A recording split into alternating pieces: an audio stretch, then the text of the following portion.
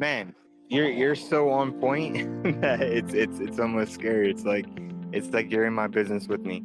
So everything that you're saying is 1,000% where my mindset's been at. In this video, I'm sharing a call that I recently had with someone that reached out to us for a free consultation, which we do all the time here at Boolean. And this was such a great conversation that I asked Ricky if I could share it with all of you. So if you are a painting business that has started in the last 3 to 5 years, or you're under $1 million in revenue, I would highly recommend sticking around for this conversation with Ricky George from Temecula Pro Painters. Enjoy, guys. Hey, Ricky, how's it going? Hey, Chris, how are you, sir? Doing great. So yeah, welcome. This is my colleague Nathan, who assists on these calls. And it looks like you are looking at drip jobs. Is there any other tech besides drip jobs, or is that the primary focus for this call? So for this call, that is the primary focus. So I'm actually on a job right now. So I've started this company about 2 years ago, and I've been using Joist. But Joyce doesn't do none of the things that Drip Job does. So I'm converting everything through text messages that I write out, greeting ones and then follow-up ones. And then they're just like, now they're basically templates where I go into my notes section and I copy and paste it. And depending on like, I'm keeping track of my own pipeline, and I'm moving. If I take a screenshot and showed you of my calendar, everyone's in different colors and different things are happening. So I've been doing everything that Drip Jobs does on my own, and manually. Then I came across this platform, and I'm like, it was about 2 weeks ago. I'm like, holy crap! I can't believe there's something that exists that does. Like, I'm wearing so many hats, and I don't have to. So here, the next issue arose. I'm like, all right, I watched all the YouTube tutorials that I could find. Somebody from Drip Jobs reach out to me. I do another orientation. I sign up, and then last week I kept stressing to them. I'm like, dude, there's so many different things that this platform does to make life easier that I'm just worried about not setting it up to its full potential, and it kind of me signing up for it kind of be in vain. And they're like, no, don't worry about it. We have teams.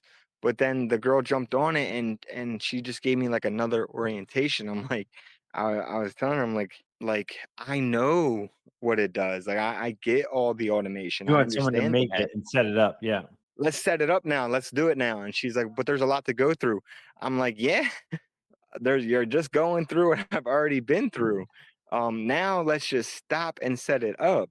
And we didn't. So then I went back out into the world, and I found you. I was like, man, let's see what you guys can help me with, because there's something called Zapier. You talk about it a lot in your videos. Yeah. I just want to be efficient with it. I just want to set it up and be efficient. Yeah. So the way we go through all this is just by, like, I'm always happy. First of all, there's so much stuff that's possible in the world. Like, you can automate crazy things that you never even imagine. Even for me, I get blown away every day by, like, oh my gosh, that's so cool. You can automatically make these PDFs or do this thing, send these messages, generate whatever. It's all possible. My mindset goes back to the entrepreneurial one of, like, building a business is a chess match, and you have to move your chess pieces in the right order to get to the next level and win the game, right? And go play the next game. And so one of the things that I'm pretty adamant about is, first of all, I'll use an analogy because I do want to know, like, what problems specifically do you have? And I'll tell you why this matters. But I look at the tech stack that you use in your business as like a house that you're going to live in, right? So, like, the first house that you lived in when you were in high school was probably your parents, right? And then you go to college, or after college, when you're in your 20s, you get a place closer to downtown for the nightlife. And then you grow up and you get kids, and you move to a little bit bigger house, maybe in the suburbs, And I think of the tech in the painting business as the same exact thing, that there is amazing things that $5 to $10 million companies do, and crazier things that $10 to $20 million companies do. for smaller companies that are less than 2 million, drip jobs is great because it just simplifies everything, it consolidates it. But there's different and better solutions for companies that are bigger than $2 million than drip jobs. But if you're under 2 million, drip jobs is great. Like it's so much in one thing, but it's not very customizable, which might sound weird because you're like, this does everything, but you have to Right. do it exact way that drip jobs wants you to do it. Like if you don't like thinking of like the appointments and the opera or the I'm spacing on the name, but you've got appointments and then you've got jobs and estimates and like how are you, what if you have multiple project types that you're going to be doing, how do you want to split those up? There's a lot of those nuances that are not that big of a deal to small companies, but when you get bigger than 4 or 5 million, it becomes a really big problem. So all that to say, I'm curious, like right now with Joist, you were the what I heard you say is the problem you ran into was a lot of these automated communication with or the messages to clients were not automated. That's one of the things you like about with drip jobs. And then is there any other like so you have not started using drip jobs at all, right? No, not at all. No. Um, So a little bit of a because you touched on a couple things. A little bit of a backstory. So this is only our second year in the business. I've got us up to our first year in business. We did. It's for me. It was a big. It was something to be proud of because it was. I don't come from a painting background. I come from a sales background. So first year stepping into the residential painting, I was able to build a company, start to build a brand, get my hands on a couple of really good painters, make some really good solidified like I don't want to use the word contracts, but like understanding between me and the guys. Like you guys have to put out this type of work in order for me to be able to pull in these type of customers. And to continue to grow. So the me and the painters were all on. We have a great relationship. We're all on the same page. If you go to the Google My Business page, we're at almost 100 5-star perfect reviews, with the exception of one lady. But yeah, but we have 5 stars across the board because of the way that I keep a relationship with the customers and the type of work that these guys put out. So our first year in business with the startup and trying to pull it all together and not having any organic leads, everything was paid for. We did 250,000 in revenue. that's awesome. Right. I think, hey, honestly, I know it's not $1 million, but hey, But for first no, year, seriously, that's crazy. You'd be yeah. surprised how many people we talked to that have been in business for 6 years and haven't broken 200 yet. Oh wow. Okay. Well, so yeah, that's tough. I'm a little bit more aggressive than that. than that. Well, this year we're in the first quarter, halfway through the second quarter, and we're already past that. So we're already at like 250,000, and we're only a quarter of the way of the year in since January. Is this your And second? This is your second year, or you've done 2 full years, and this is the start of the third? no, this is the start of the second. Oh wow, okay. And Um, so well now I'm wearing all the hats. So search engine optimization. I have I have I have dug so deep in this SEO to get a comprehension to get a full understanding and comprehension of like what that means and what that consists of and how to create organic leads. So I put that hat on and really executed strongly with that. Then we have networks, we have Google, we have a bunch of leads coming in, and then as soon as a lead comes in, I call them, I text them, I email them, and then I do this 3 times a day until I finally get a hold of them.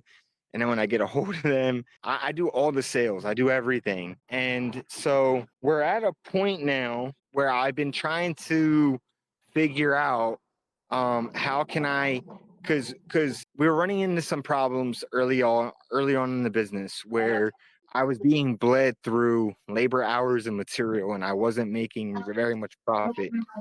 Um, and so I came up with a strategy to that kind of put the material and the labor costs onto my head painter. And the strategy was like a 70-30 split where I take 30% to continue the marketing and pay myself.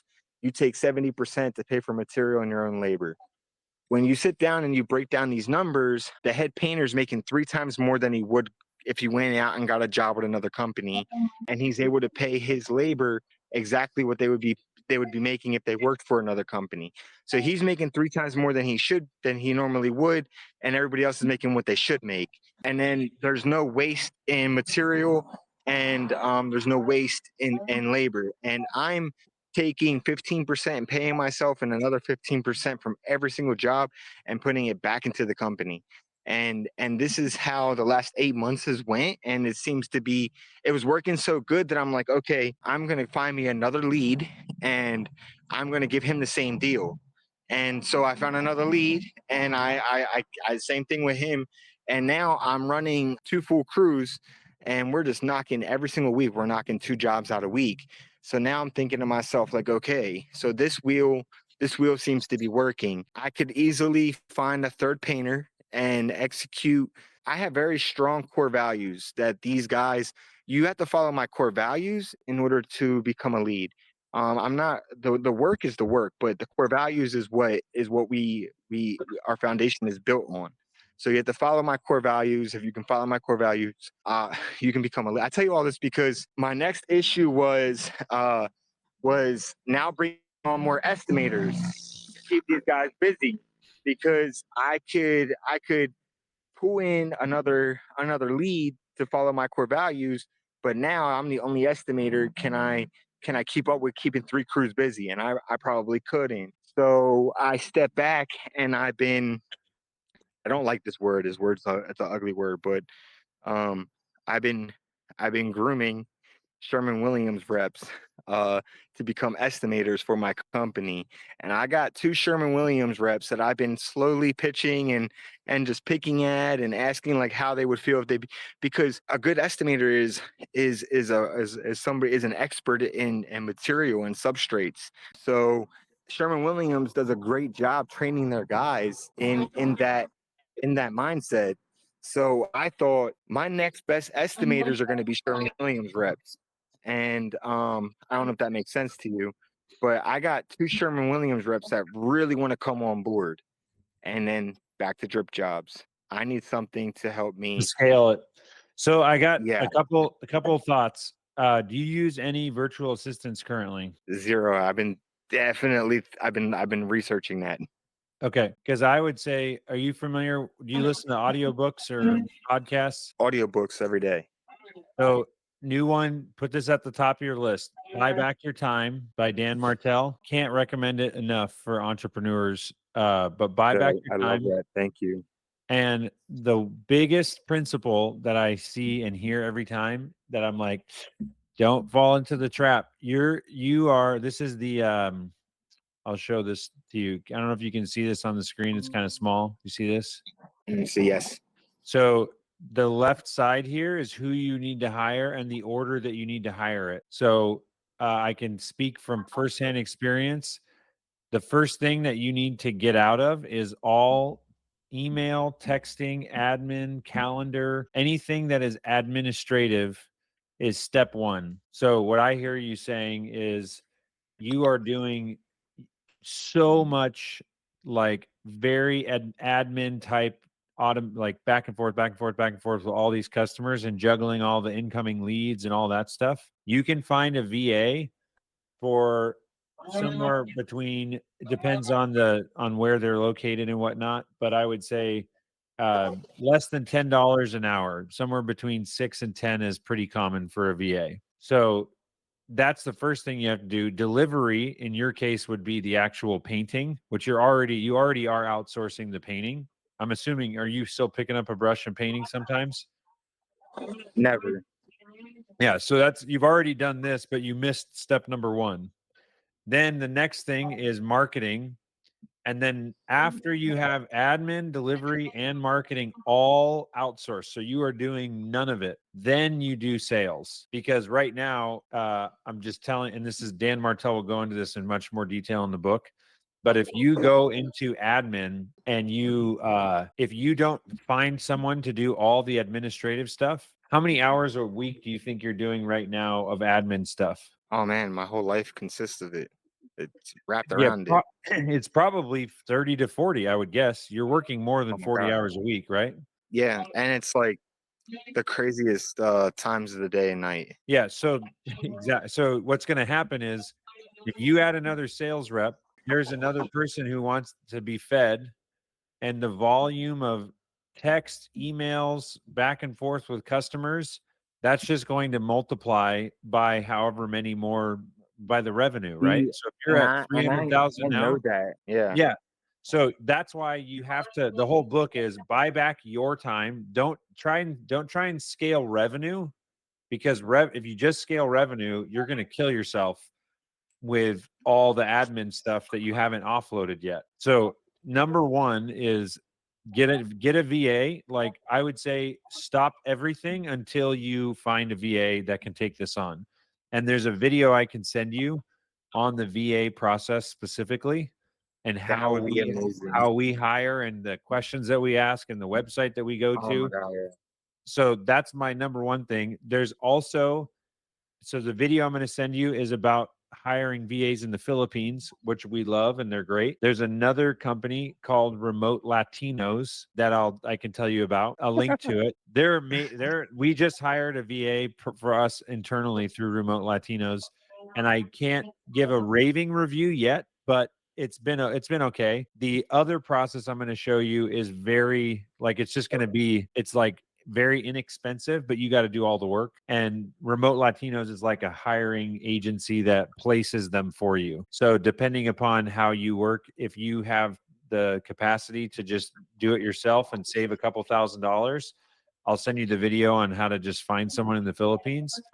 But that's the first thing I would say, is get that dialed so you are never checking your own email, and all you are doing is trying to systemize marketing so that you can hire potentially the same VA or expand that person's role, or hire a marketing VA to, like, once your marketing is systematic, then you can train someone on how to do it.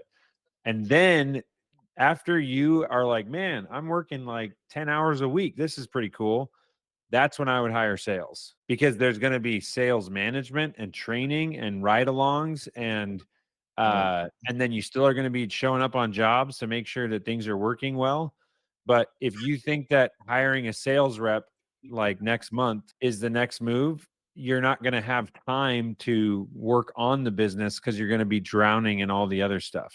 You're all right. So, man, you're so on point that it's almost scary. It's like you're in my business with me.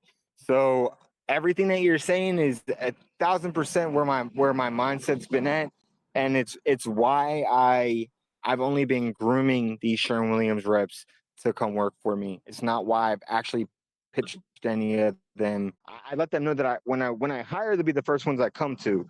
But I've been definitely, I know I'm not ready for that. And then I know that a virtual assistant is definitely, like, I didn't know what step that was going to be, but I knew it was coming. So I thought maybe I'll convert everything over to drip jobs. Then I'll start trying to focus on how to hire a VA.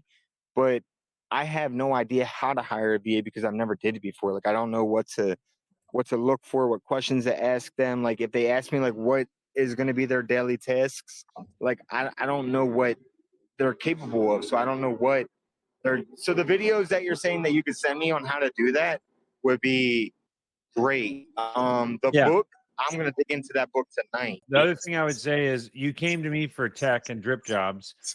My honest, which is going to sound really weird, you come to a sales call and I'm reverse selling you, but I'm like, I care so much. We get so many leads. I'm in a blessed situation to be picky, and then also just be able to give free advice and help. And then if you came back to me when you're at $2 million, you're going to love working with us. If we tried to do something for you now, I just know in my integrity that it's going to be premature to the real problem you're facing in business, which is, like, you can grow. People think that the technology is what's stopping them from scaling, and it's not. people and processes scale businesses. Technology just makes it easier. It removes friction, but you have to find the people. And the buyback ladder that Dan Martell talks about is the order that you hire those people. And then the processes is that's the part that takes grit and just determination. It's not fun. It's like deep work. You go lock yourself in a room and you write out, okay, what do I need to do? Like this is the process that you need to follow. Let's write a job description. Like that stuff is hard, mentally very hard. It's not physical labor, but it's like you have to be in the zone to do that. But that is Yeah. what is going to scale the business. And to be quite frank, even drip jobs, while I do think that it could help you, I would say it's not the number one thing to focus on. You could realistically hire, if you got the right VA, you could tell your VA, I need you to learn everything about this drip job software that you can, and make my campaigns and make everything the way, like you just give the VA the templates and like, this is when I want them sent. And then say, if you can find a way to automate it in drip jobs, great. If you can't, then just keep sending it manually. Right. But that's the ticket to growing, is just systemizing things and then hiring the people that are going to be able to do the process. And yes, drip jobs might be slightly better than joist, but the reality is that if your goal is to get larger than 2 million, I don't know if you have a 3 to 5 year vision, but you Yeah. seem ambitious to me and you seem like entrepreneurial and smart. And I would say, don't get caught up in like the fancy tech until you're at about $1 million. At $1 million, Right. the tech starts mattering a lot more. But under $1 million, like you can do everything on like a notebook, quite like honestly. And this is coming from Right. a tech guy that's obsessed with technology. I just think that the number one thing is getting the people right, and make sure that you are not working more than 20 to 30 hours a week. Because if you are working more than that, you've got no time to solve the problems that are going to come up. Because and Nathan can tell you this too, because he's made his own painting company. That how big is Select, Nathan? Welcome back to the channel, guys. If you're new here, my name is Chris. I'm the owner of Boolean Automation, where our mission is to free you up to do what you love. Just like we were talking about with Ricky on this call, technology does not scale painting companies. People and processes scale painting companies. So we want to help automate your painting business. But the reality is that if you're a brand new painting business, the technology is generally more of a distraction than something that's going to help you grow. If you have any other questions that you'd like us to answer, please leave them down in the comments below and let us know what else you'd like to see on this channel. Now let's get back to the conversation with Rick. Last year we did 12 million. So I hired Nathan because of his knowledge. Great. And Nathan is now an owner of a painting company, and he works for an automation company, Boolean, because he's not in the business, right? So he literally doesn't work in the business. He just owns it. And you find all the people that can build the business for you. And that takes a long time. This is like a 15-year journey for Nathan. But the point that I'm making with all this is just use joist and keep using it. If it's working and you know how to use it and you're able to sell, like, you would be surprised how many people use drip jobs and are under $200,000. Like, you already broke it. You already broke the record and you're doing well in joist. And that's because you have the ambition and the drive to do it. And now you just need to systemize what you do and offload it to the low cost labor. Yeah, no, I'm 110% following you. You know what? So what my brain is thinking is, by stepping back from drip jobs, because it's a lot to wrap your head around, and it does seem like it could automate things to be a lot easier. I see what you're saying. I don't have a VA set up yet in the correct systematic format that it takes to actually scale up to these bigger numbers. So I'd say, as great as drip job sounds, it doesn't sound like that's where I'm at today. What would be most beneficial to me at this point would be having a mentor to step back. It sounds like you're really busy with what you got going on. it sounds like Nathan is equally busy, but for me, it would be the most beneficial would be having this mentor to tap into. Is there some sort? Because after we get off this phone call, I may not be able to get back on another phone call with you guys again forever. Is there a mentorship is there something out there available to somebody like me where it's like, okay, I can step Yeah, back and review the you conversation? so there's a couple things, but I would say, have you heard of Painter Growth with Mike Hickman? Mike Hickman sounds familiar. Painter growth. No. So I haven't actually been through his program, but I would say it's probably worth at least a conversation. And I can have my assistant send a email to you and introduce you to Mike. I have heard good things, and he is like the expert in giving you the playbooks to scale the painting business from 0 to 2 million. Once you get larger than 2 million, or it might even be a million, I think Mike really specializes in that 0 to 1. And as you get bigger, you're going to want to start looking for the next mentor or the system or process. But I just texted you the VA video. I'll send you I got it. message to you and Mike, and then you can follow up with him. He like his is like it's like a mastermind group that you pay monthly for. Yeah. I would say I haven't done it myself. I've just heard good things, and I've met Mike at PCA, and I like him. And so I would say at least get like a demo or a pitch of what it is that he does, and see if it resonates with you. Um, Yeah. and then I would say, if you have specific questions, I'm always about trying to scale like, honestly, I would say, if you're okay with it, I haven't done this before, but I love the idea of taking this call and putting it on YouTube for someone to watch and say, hey, if anyone wants, I talked to this guy, Ricky, he's in this year of his business. I don't know if there's any parts of this that you're like, oh, could you not share that piece and we can blurt that out or whatever. But I am a fan of the YouTube channel, is just like trying to give away as much free information as we can. And then we want to work with the larger painting companies that have teams in place, because that's where the cool tech is. Does that make sense? Yeah. Yeah. No, and there's no part of this that I wouldn't mind you sharing, especially if it's going to help other entrepreneurs in the long run. So definitely. And then, so I was going to say is that if you have other questions, like you're watching the VA video or you're reading the Buy Back Your Time book, I just sent you a text from my number. So text me back and be like, hey, have you ever made a video on this? As much as possible, if I can turn the more of my time that I can turn into shareable content for others, that's where I'm focused. Because if I just am doing a bunch of one-on-one conversations, my time gets eaten up in the day. But if I can teach one person how to do a very specific thing and then post the recording for anyone else that wants to do that, that's where I want to spend my time doing. Does that make sense? So if you come up Yeah. with a really cool idea or a question of like, hey, have you ever made a video on this?